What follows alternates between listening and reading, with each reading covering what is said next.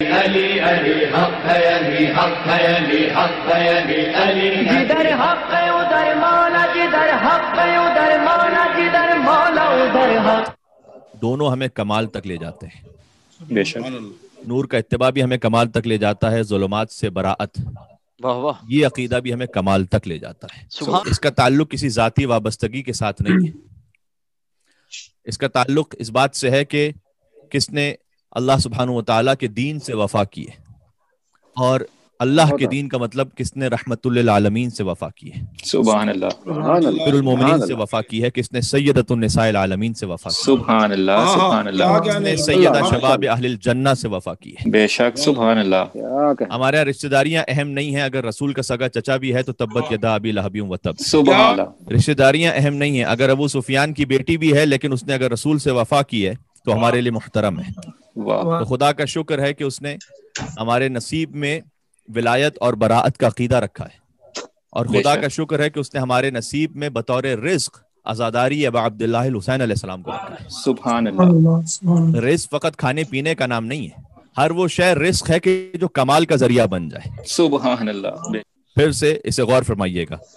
ہر وہ شے رزق ہے کہ جو آپ کے کمال مادی و معنوی کا ذریعہ بن جائے. لہٰذا آپ کا لباس اللہ کا دیا ہوا رزق ہے. روز اول شیر مادر اللہ کا رزق ہے. کانوں سے سننے کی صلاحیت اللہ کا رزق ہے. بے شک آنکھوں سے دیکھنے کی صلاحیت اللہ کا رزق ہے. دماغ سے سوچنے کی صلاحیت اللہ کی جانب سے رزق ہے. حب علی ابن ابی طالب رزق ہے. سبحان اللہ، سبحان ذکر علی ابن ابی طالب رزق ہے. بے شک، اس لیے کہ کمال کا ذریعہ ہے. یہ وہ رزق ہے کہ جس سے مردہ دل زندہ ہو جاتے ہیں. سبحان اللہ، بے شک. سورہ روم میں اللہ سبحانہ وتعالیٰ نے آیت نمبر 50 میں ارشاد فرمایا ہے کہ فانظر الی آثار رحمت اللہ، اللہ کی رحمت کے آثار پہ ذرا غور تو کرو. کیف یحیی الارض بعد موتها، اللہ کیسے ایک مردہ زمین کو مردہ ہونے کے بعد دوبارہ زندہ کر دیتا ہے. سبحان اللہ، اس آیت کی تعویل میں جا کر دیکھیے گا، مردہ زمین اللہ زندہ کرتا ہے، یہ اس کا ظاہر ہے. باطن یہ ہے کہ اللہ سبحانہ وتعالیٰ نے امام کے ذریعے سے مردہ ضمیروں کو اور مردہ دلوں کو زندہ کیا ہے.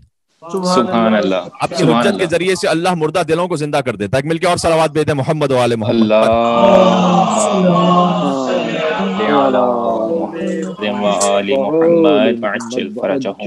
دیکھو کہ اللہ کیسے مردہ زمین کو زندہ کرتا ہے. دیکھیے خود ایتھسٹ کو یہ آیت بہت عمدہ جواب ہے.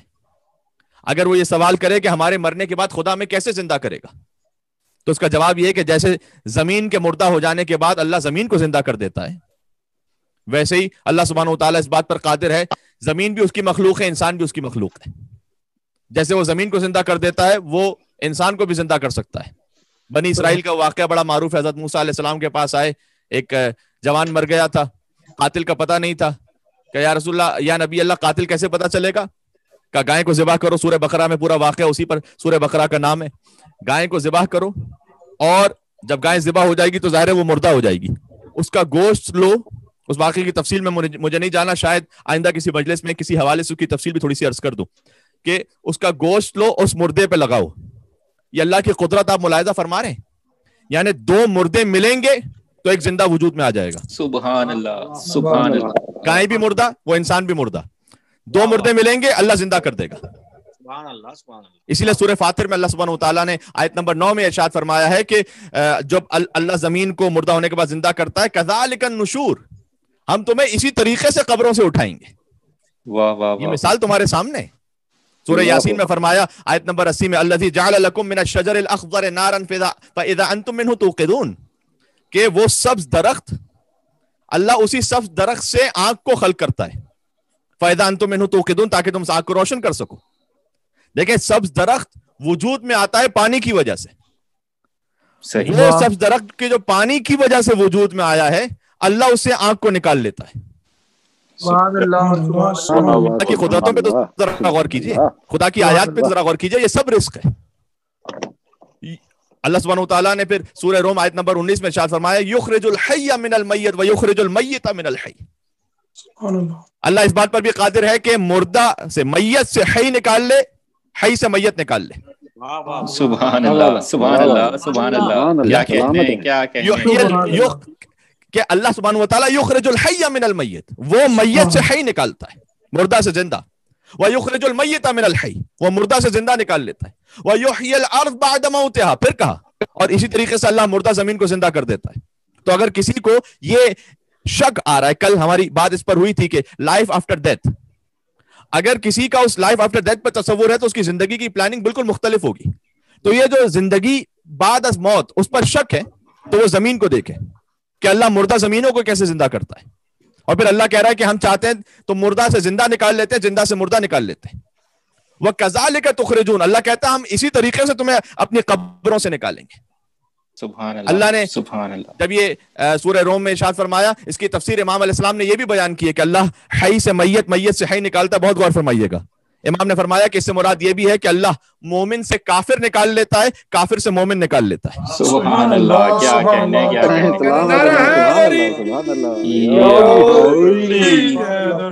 मोमिन से वो काफिर निकाल लेता है, काफिर से मोमिन निकाल लेता है। क्या कहने, सुभान अल्लाह, नूह अलैहिस्सलाम की मिसाल सामने है ना, उलुल अज़्म नबी। क्या कहने, सुभान अल्लाह। नूह उलुल अज़्म नबी, बेटा क्या हो गया? काफिर। दूसरी मिसाल भी दे देता हूँ, मोहम्मद इब्ने अबी बकर। मिलके सलवात और भेजते, मोहम्मद वाले मोहम्मद।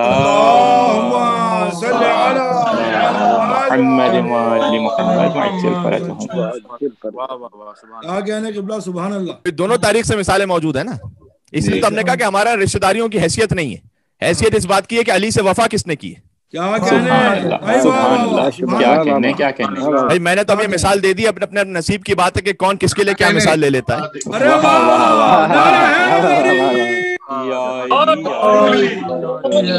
इज़हारे मोहब्बत अमीर अली अलैहिस्सलाम सलावत।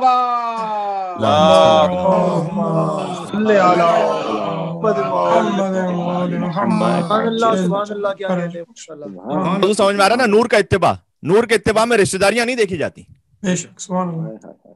इसलिए रिश्तेदारी की कोई हैसियत नहीं। जो अली से वफादार है वो अपना है।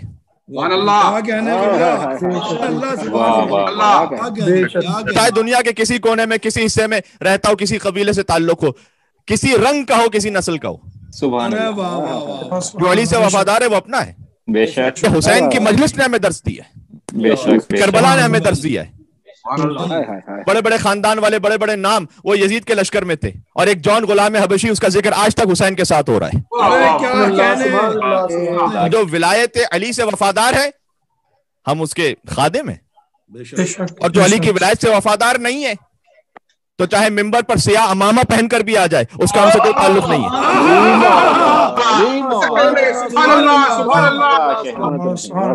भाई जो विलायत अली से वफादार नहीं, वो चाहे मिंबर पर अमामा पहनकर आ जाए, हमारा तो उससे कोई ताल्लुक ही नहीं। अली अली हक है, अली हक है, अली हक है, अली अली। जिधर हक है उधर मौला, जिधर हक है उधर मौला, जिधर मौला उधर हक।